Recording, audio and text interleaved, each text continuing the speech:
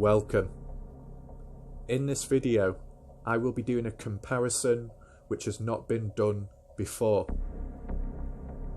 In this video, I have found a potential link between Scott Nuttall's hike of Pine Nut Road on top of the peak and comparing that to Libera'Sean's hike as he passed through Picture Canyon and went on to investigate the covered up cave on his solo hike. Now you may be wondering, how could there possibly be a link whatsoever when both hikers are in different areas? Arguably Scott further south where Kenny never went. Nevertheless, it's not what goes on during the hike in daytime. The link is what happens when it gets dark. And I'm going to explain that right now. Okay, so getting right into it. The link I am talking about, which occurs at night time for both of them, is that both Scott and Libera'Sean are followed out of the desert as they can hear footsteps. That is what the key link is. So first of all, let's re-look at Libera'Sean's footage. But it just is what it is, man. All right, see you guys in a bit.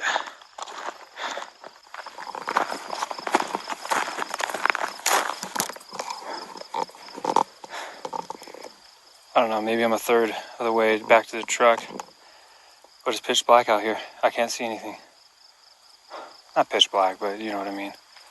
I have the light of my camera here. And there were things walking on the sides of me on the way out of that wash after I passed the mine shaft and stuff. And yeah, it was probably just bighorn sheep or something, but I could hear it walking. And I'm out there alone. You know, I'd stop every once in a while, kind of put the light around, and then the walking would stop. And then I'd start walking again, sometimes stop real quick just to see, and I'd hear like a step or two, and then it stopped. And then I just would keep walking. It never got within 30, 40 feet. So as seen in the video, it was dark, meant lack of visibility. And normally when it is dark, nighttime, things are a lot more quiet, so you can end up picking up on more sounds. Now, although Sean did not record the footsteps or when it was happening, from his account when he was driving back, it does seem believable. So let's look and compare it to Scott Nuttall's hike video. I wish I could have got there before the sun went down. Okay, that's the end for today. I gotta go all the way down in the dark. That'll be fun. Okay.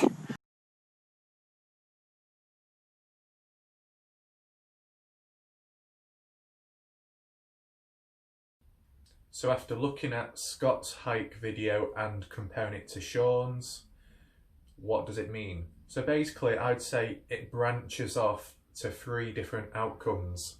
A, what one saw was different to what the other person saw. So one person may have come across wildlife, whereas the other person witnessed something more darker and maybe more dangerous.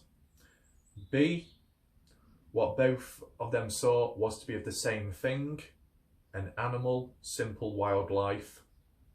Or C, reinforcing the idea that both of them did in fact experience something dark, some dark creature or thing or being that was watching them and following them out. Either way, this video is simply highlighting the idea that there is something out there, whether it's dark, natural or unnatural, but it's just getting at and reinforcing the idea of what Sean heard, what Sean experienced, is what another hiker experienced too. So kind of reinforcing the idea that there is something present. Now, to get into a deeper explanation, we'll start with... Right, so starting off with an obvious similarity is both hikers were in the Nevada desert. Yes, it's vast and it's large, but they were both present in the desert, so that is a tick. Another similarity, both hikers experienced what they experienced only at night time, so that's another key link.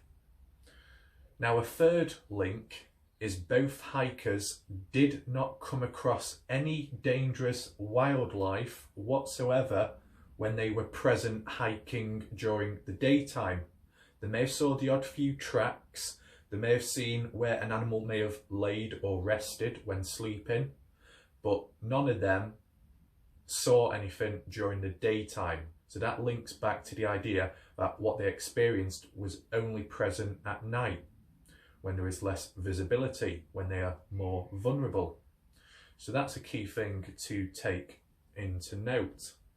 Now, yeah, the other similarity is both did not get the stuff on record, the actual sounds. But I think realistically, depending on the situation, if it is a threatening moment or one's a bit cautious, they're not always going to be thinking, must get everything on record.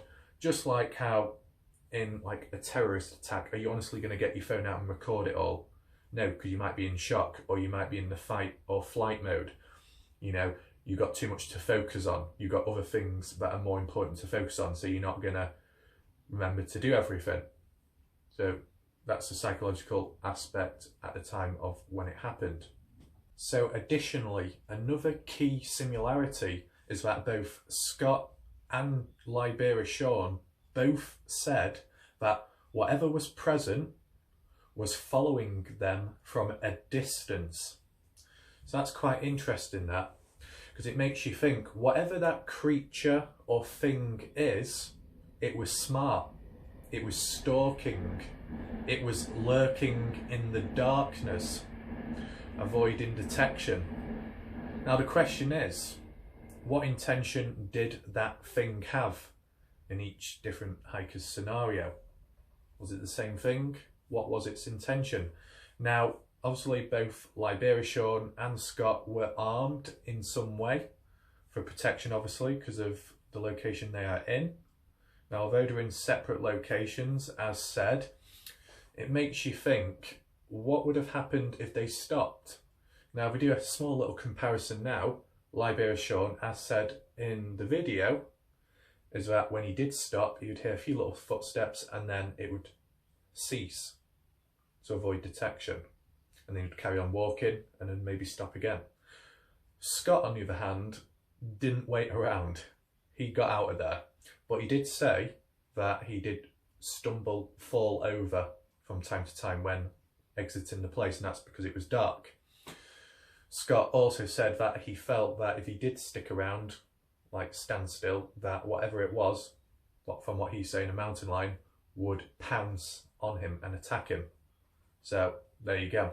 I just wanted to make another similarity, and that is the fact that both Scott and Libera'Sean, from what they said in those videos, their first idea was that it's just simple wildlife following them out. Libera'Sean suggesting that a bighorn sheep, and Scott suggesting that most likely a mountain lion.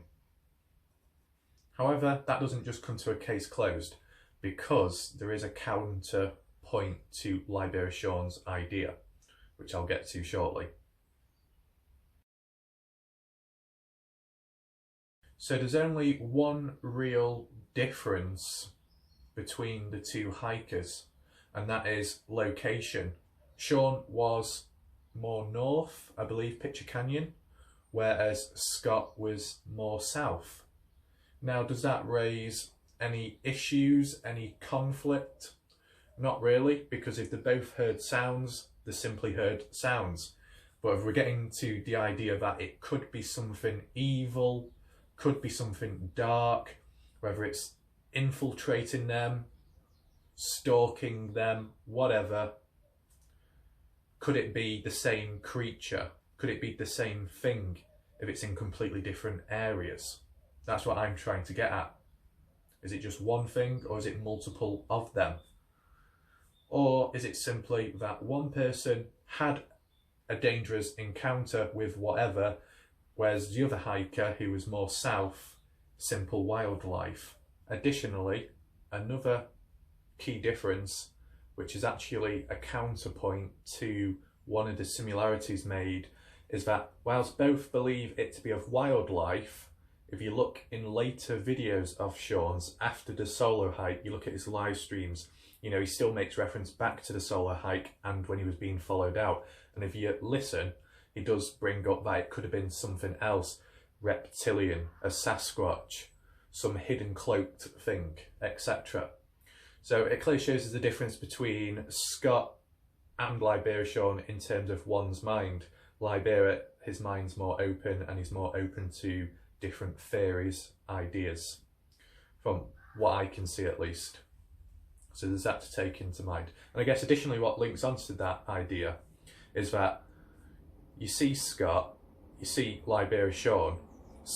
Scott doesn't believe the covered up cave is the M cave or is even a cave to begin with, whereas Libera'Sean does feel it could be the M cave, which most definitely covered up cave in general, and it might be a bit suspicious.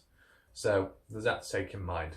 Now, I can do some other video at some other point, which I will be doing obviously, but if I had to give my opinion on the covered up cave, I'd say, you know, I don't know about it being the M cave because it's not 100% for sure. It's not 100% certain, but at the same time, what other leads do you have? Is there any other M-shaped caves around? Not really. So, you know, it's the best one you can go off from in terms of that. But yeah.